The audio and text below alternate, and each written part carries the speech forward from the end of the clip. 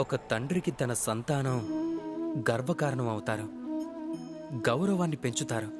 ఆ సంతానానికి తండ్రి ఆదర్శప్రాయుడుగా ఉంటాడు, ప్రేరణ అవుతాడు. మాటల్లో చెప్పకుండానే వారసులకి ఏం కావాలో తండ్రి తెలుసుకుంటాడు, వాటిని పూర్తి చేయడానికి ప్రయత్నిస్తూ ఉంటాడు.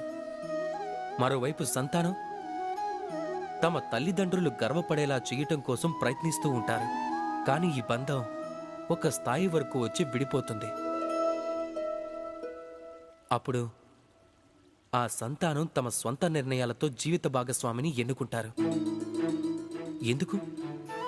కారణం ఏమిటంటే అవగాహన లోపం.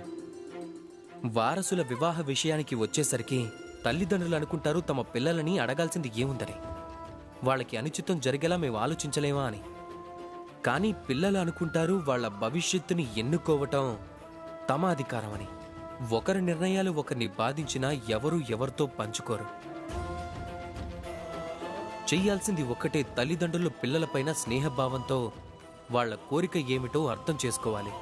అలాగే పిల్లలు కూడా అదే విశ్వాసంతో తల్లిదండ్రుల యొక్క విశ్వాసాన్ని నమ్మాలి.